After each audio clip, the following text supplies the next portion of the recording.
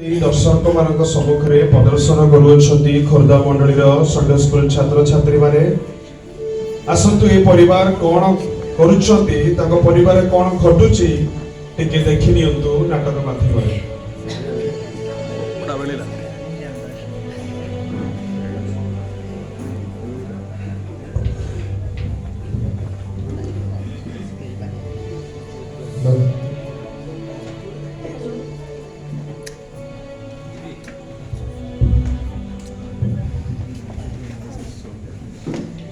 ओ बाबा तुम इंस्टाग्राम रो पोस्ट रे कितने लाइक्स मिली छी कितने सुंदर हेई छी फोटोटा जेते देखले से मोबाइल धरि बसुछु आरो मासरे परीक्षा पाठ न पढी एडी मोबाइल धरि बसुछु जा पढिबि जा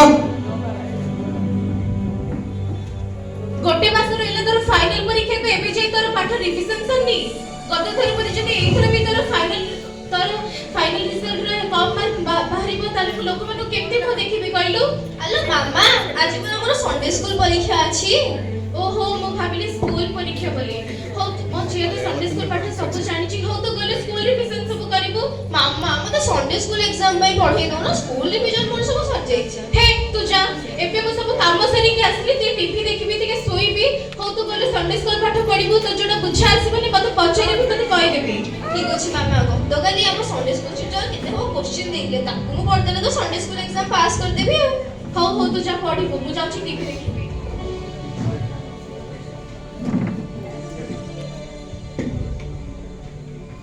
पूर्व देश आसीथिबा पंडित माने शिशु जीशु को भेटी दे प्रणाम कले भेटी मामा भेटी माने कोन भेटी माने होची उपहार तो सानो भणी जन्म समय रे जो लोक माने आसी गिफ्ट देई नथिले ताको कोनती भेटी ओहो ताको भेटी कुहासी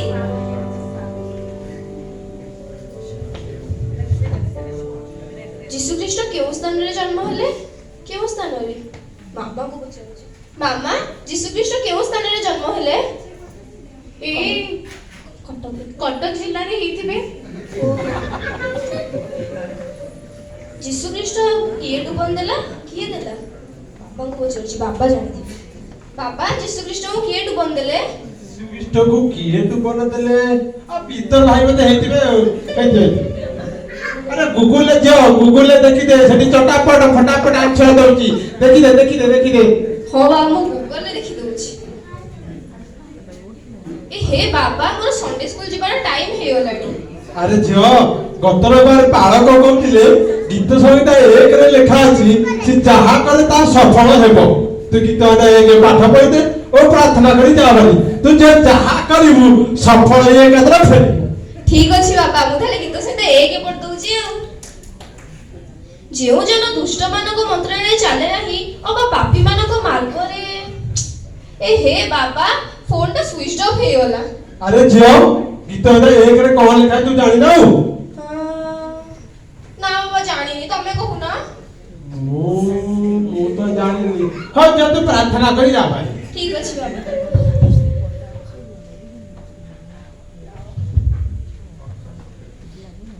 हो मुटे जाउची बाजार आउटे सौदा बना दे सर हो देखि जिबो हां ठीक अछि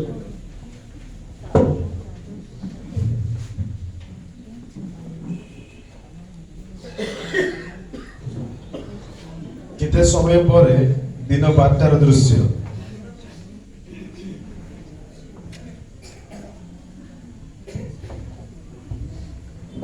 अरे एते समय हलानी ता संडे स्कूल पढ़िया केते बेलु सरीबनी से जा घर बसिनी अरे तमे के व्यस्त होछ से बते रास्ते रे थिबो आसी पहुंचीबो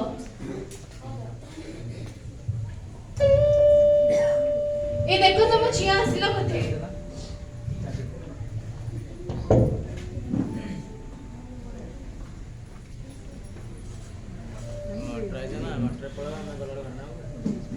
आउ छिया आज एग्जाम रे सब केमति लिखिलो तू मामा आज एग्जाम रे सब लिखि देछि आउ क्वेश्चन रे कोन कोन पढ़थिला आज क्वेश्चन मामा जीशु ख्रीष्टकर जन्म विषय रे जीशु ख्रीष्टकर आश्चर्य कर्म जीशु ख्रीष्टकर डुबन संपर्क रे सब पढ़िथिला आउ तो सब भलर से लिखिछु त हो मामा सब भलर रे लिखि के आछी एथरे तू फर्स्ट हेबो ना आउ के तोर फर्स्ट प्राइज नै कि जिवो ना मु सब भलर रे लिखि के आछी किछि भी छाडिबी हो तू जा भी स्कूल रिवीजन करिवो ठीक अछि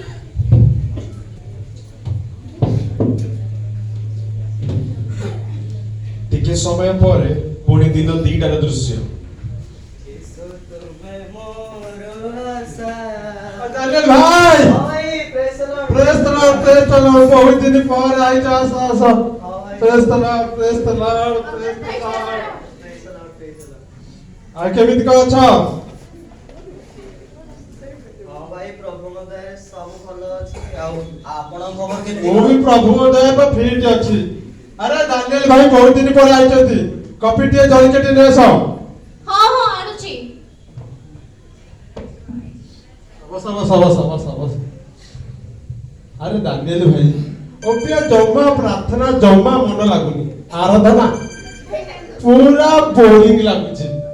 ପୁଣି ପ୍ରାର୍ଥନା ସପ୍ତାହକୁ 3-4 ଥର, ପୁଣି 4 ଥର 4-5 ଘଣ୍ଟା ପ୍ରାର୍ଥନା ବସିକି ମୋ ଅଣ୍ଟା ପିଠି ପୁରା ସିଧା ହେଇଯାଇଛି। ପୁଣି ସେଇ ପ୍ରଚାର ଯୀଶୁ ସୁସ୍ଥ କଲେ, ଦାନିଏଲ ବିଷୟ, ଦାଉଦ ବିଷୟ, son and sweet pair is best. ଏବେ ସବୁ କେତେ ଭଲ ଭଲ ପ୍ରଚାର YouTube ରେ ଆସୁଛି, ସମୟ ବି ଲାଭ ଆଉ ସମସ୍ତେ କୁହନ୍ତିନି କି ଟାଇମ ଇଜ ମନି।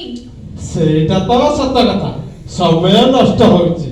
ଓଏ ପ୍ରାର୍ଥନା ଯିବା ଆସିବା କେତେ ପରିଶ୍ରମ, ହେଲେ ଗୋଟେ ଦୃଷ୍ଟିରେ ଦେଖିବା ସମୟରେ ଆମ ପିଲାମାନଙ୍କ ବିବାହ ଯଦି କାହାର ମୃତ୍ୟୁ ହେଇଗଲା ତାର ୟୁଟ୍ୟୁବ ମାଧ୍ୟମରେ କଭର ଦେଇହବ। ସେଥିପାଇଁ ସୁବିଧା ଥିବା ଚର୍ଚ୍ଚକୁ ଆମେ ଯାଉଛୁ। ହଁ ସେଇଟା ତ ଠିକ କଥା, ସେଥିପାଇଁ ତ ଆମେ ସେ ମଣ୍ଡଳୀ ଛାଡୁନୁ। ଆଉ ଆମେ ଯେବେ ନୂଆ ନୂଆରେ ସେ ମଣ୍ଡଳୀ ଗଲୁ, ମୁଁ ବିଶ୍ୱାସୀ ମାନଙ୍କୁ ପ୍ରଥମେ ପଚାରିଲି ଯେ କି ସେଠି ମଣ୍ଡଳୀରେ କବରସ୍ଥାନ ଅଛି କି ନାହିଁ। ଆଉ ଭାଇ ବିଶ୍ୱାସ କରିବେନି, ମୁଁ ଯେତେବେଳେ ଜାଣିଲି ସେ ମଣ୍ଡଳୀରେ କବରସ୍ଥାନ ଅଛି, ଓହୋ କେତେ ଶାନ୍ତି ଲାଗିଲା ମତେ। ହଁ ପା ସେଥିପାଇଁ ତ ମୁଁ ସେ ମଣ୍ଡଳୀ କି ଯାଉଅଛି ଓ ମା ମଣ୍ଡଳୀର ପାଳକଙ୍କୁ ଧରିକି ରଖିଅଛି। ଗତ ସପ୍ତାହରେ ଆମ ମଣ୍ଡଳୀର ଚୋହନ ଭାଇ ଚାଲିଗଲେ, ତାଙ୍କ କବର ଓ ଏତେ ସୁନ୍ଦର ଭାବରେ ହୋଇଥିଲା ସେ କାର୍ଯ୍ୟକ୍ରମ ସବୁ। କେତେ ବଡ଼ ବଡ଼ ପାଳକ ମାନେ, ସେଣ୍ଟ୍ରାଲ ପାଳକ ମାନେ ସବୁ ଆସିଥିଲେ। ତମ ମଣ୍ଡଳୀ କଣ ସେହିପରି ହୋଇପାରିବ?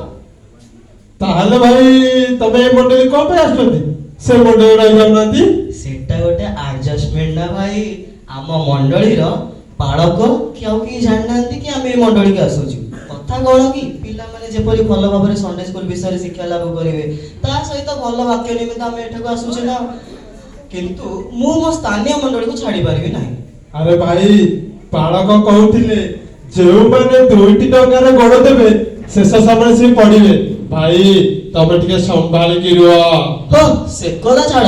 ମୁଁ କଣ ଶୁଣିବାକୁ ପାଇଲି ସଣ୍ଡେ ସ୍କୁଲ ଏକ୍ସାମର ରେଜଲ୍ଟ ବାହାରିଛି, ସଲମନ ପୁଅ ବା ଫାଷ୍ଟ ହେଇଛି, ହାନ୍ନା ଏକ୍ସାମ ଦେଇନଥିଲା। ହଁ ସେ ପା ସବୁ ଭଲସେ ଲେଖି ଆଇଛି, ସେ ବୋଧେ ସେକେଣ୍ଡ ହେଇଥିବ ଆଉ। ସିପ୍ରା ପରା ସେକେଣ୍ଡ ହେଇଛି। ହେ ଆଲୋ ତୁ ପରା କହିଲୁ ସବୁ ଭଲସେ ଲେଖିକି ଆଇଛୁ ବୋଲି। ହଁ ମା ମୁଁ ଏକ୍ସାମରେ ସବୁ ଭଲରେ ଲେଖିକି ଆସିଛି। ହଁ ହଉ ଭାଇ ମୁଁ ଆସୁଛି, ତମେ ଆପଣମାନେ କଥାବାର୍ତ୍ତା ହେଉଥାନ୍ତୁ। ହଉ ମୁଁ ଟିକେ ଦାନିଏଲ ଭାଇଙ୍କୁ ଛାଡ଼ି ଦେଇ ଯାଉଛି। ହଁ ଯାଅ। ଆଲୋ କଥା କହିତେ ବୁଝିକି ଆସେ, ଟିକେ ଟିଚର ସାଙ୍ଗେ କଥା ହେଇକି ଆସେ। ମୋ ଝିଅ ସ୍କୁଲ ପରୀକ୍ଷା ସମୟରେ ସଣ୍ଡେ ସ୍କୁଲ ପାଠ ସବୁ ଭଲସେ ପଢିଥିଲି, କଥା କହିତେ ଭଲସେ ପଚାରିକି ଆସେ। ଚାଲୁ।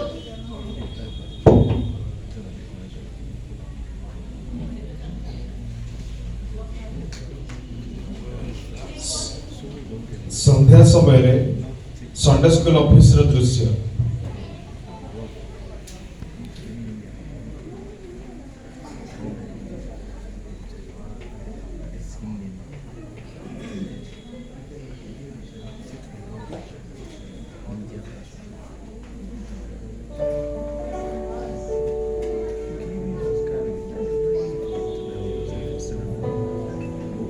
Teacher praise the Lord.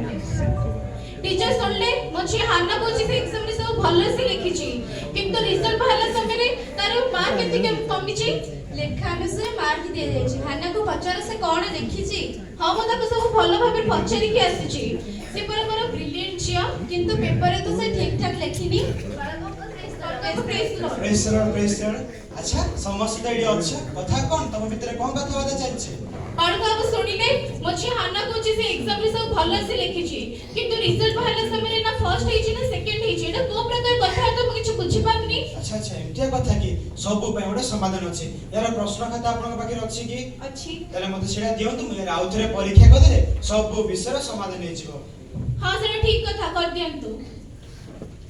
सेति में हाना जियो आपन टिके आगु का आसंतु यार उत्तर खाता मते आपन पाखे थिबो तो ସେଟା ମତେ ଦିଅନ୍ତୁ।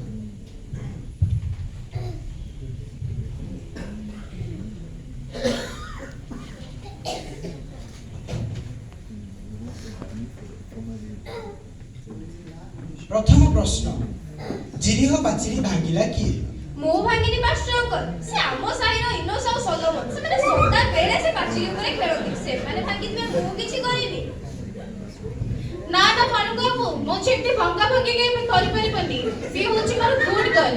ଆଉ ଯଦି ବି ସେ ଭାଙ୍ଗିଥିବ ତାହେଲେ ତାର ମରାମତି ପାଇଁ ମୁଁ ଆପଣଙ୍କୁ ଗଣି ଗଣି ସବୁ ପଇସା ଦେଇଦେବି। ତାପରେ କଣ ଆପଣ ତାର ପାଚିରି ଭାଙ୍ଗିଛି ବୋଲି ତାର ମାର୍କ କାଟିଦେବେ? ଏଇଟା ତ ବାଇବଲର ପ୍ରଶ୍ନ ଥିଲା। ଏଥିରୁ ତ ଆପଣ ଜାଣିପାରିଲେ ତମ ଝିଅ କଣ ଲେଖିଛି ଆଉ କଣ ଛାଡିଛି। ହଁ ଓହୋ, ପ୍ରଥମ ପ୍ରଶ୍ନ ଭୁଲ ହେଇଛି ବୋଲି କଣ ତାକୁ ସେକେଣ୍ଡ ପ୍ରାଇଜ ବି ମିଳିବ କି? ହଉ ସେମିତିଆ କଥା କି? ଆଉ ମୁଁ ପଚାରି ଯଦି ଜାଣିଦେବି ସେ କଣ ଲେଖିଛି ବୋଲି। ପ୍ରଥମ ଆଜ୍ଞା କଣ? କିଏ କାହାକୁ ଦେଲା? ସେ କୌଣସି ଆଜ୍ଞାକୁ ମାନିଲେ କି? ତାପରେ କଣ ହେଲା? ହବା ଆଦମକୁ ଫଳ ଖାଇବା ପାଇଁ ଆଜ୍ଞା କଲେ, ଆଦମ ଖାଇଲେ, ସେମିତି ସବୁ ଘଟିଲା। ଆଉ ଯିଏ ସ୍ତ୍ରୀର ବୋଲ ମାନିକି ଚାଲିବ ସେ ନିଶ୍ଚୟ ହଇରାଣଟା ହବା କଥା ହବ। ଏମିତି କଥା? ହଉ ଛାଡ଼, ତା ପର ପ୍ରଶ୍ନକୁ ଯାଉଛି। ଯୀଶୁଙ୍କ ଜନ୍ମ ବିଷୟରେ ପ୍ରଥମେ ଜାଣିଲା କିଏ? ମରିୟମ। ଗୋଟେ ଦୃଷ୍ଟିରେ ଦେଖିଲି ଠିକ୍, ସେଇଥିପାଇଁ ମୁଁ ମାର୍କ ଦେଇଛି। ହଁ ଭଲ ଭଲ। ହଉ ତା ପର ପ୍ରଶ୍ନକୁ ଯାଉଛି। ପଣ୍ଡିତ ମାନେ ଯୀଶୁଙ୍କୁ କଣ କଣ ଉପହାର ଦେଲେ? ସେଇଟା ସାବୁନ, ପାଉଡର, ପ୍ୟାମ୍ପର୍ସ।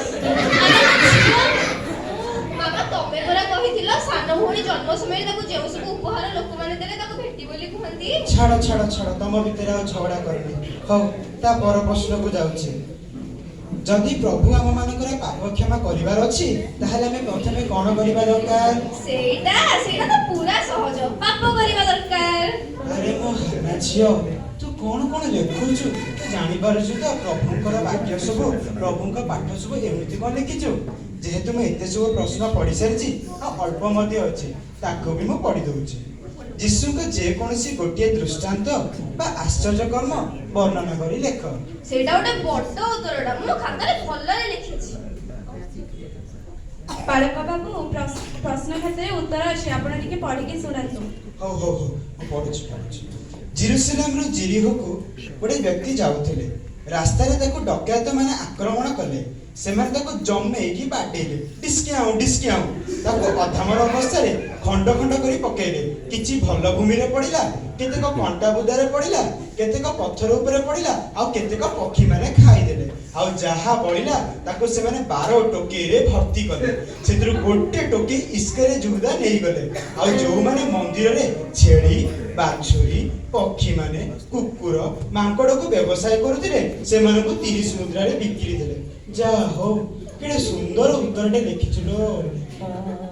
ଆଉ ଯାହା ପଢିଛି ସେଗୁଡାକ ପଢିଥିବି କି? ଥାଉ ଆଜ୍ଞା, ମୁଁ ସନ୍ତୁଷ୍ଟ ହେଇଗଲି। ସେ ଯେତେବେଳେ ଆସି ମତେ କହିଲେ ମୁଁ ସବୁ ଲେଖିଛି ବୋଲି, ଏତେ ଆଉ ମୁଁ ଆଶା କରିନଥିଲି।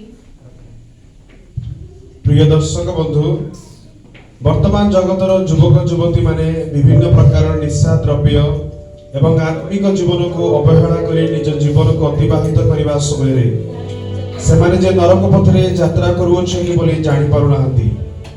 ସେଥିପାଇଁ ପିତାମାତାଙ୍କୁ ଆମେ ଜଣେଇବାକୁ ଚାହୁଁଛୁ ଯେ ପିଲାମାନଙ୍କୁ ଜାଗତିକ ଜୀବନ ଠାରୁ ଆତ୍ମିକ ଜୀବନ ବିଷୟରେ ଅଧିକ ତତ୍ତ୍ୱାବଧାନ କରିବାକୁ ଆମେ ସଚେତନ କରୁଅଛୁ। ଜାଗତିକ ଜ୍ଞାନ ଅର୍ଜନ କରି ନର୍କ ଯିବା ଠାରୁ ଉତ୍ତମ ଅଟେ ଆତ୍ମିକ ଜ୍ଞାନ ଏବଂ ଦାନରେ ପରିପୂର୍ଣ୍ଣ ହୋଇ ସ୍ୱର୍ଗ ଯିବା। ପିତାମାତାଙ୍କୁ ପ୍ରଭୁ ଦେଇଥିବା ପୁରସ୍କାର ଅଟେ ପିଲାମାନେ। ସେଥିପାଇଁ ସେମାନଙ୍କୁ ପ୍ରଭୁ ଭୟରେ ଏବଂ ନିଷ୍ଠାର ଜୀବନ ସହିତ ପ୍ରତିପାଳନ କର। ସେଥିପାଇଁ ତ ବାଇବଲରେ କୁହାଯାଏ, ବାଳକର ଗନ୍ଥେବ ପଥରେ ତାହାକୁ ଶିକ୍ଷିତ କରାଅ, ତେଣୁ ସେ ବୃଦ୍ଧ ହେଲେ ହେ ତହିଁରୁ ବିମୁଖ ହେବ ନାହିଁ। ହିତୋପଦେଶ 22 ଅଧ୍ୟାୟ ତାର 6 ପଦ। ପ୍ରଭୁ ଆଶୀର୍ବାଦ ପାଆନ୍ତୁ, ଗୌରବ କରନ୍ତୁ।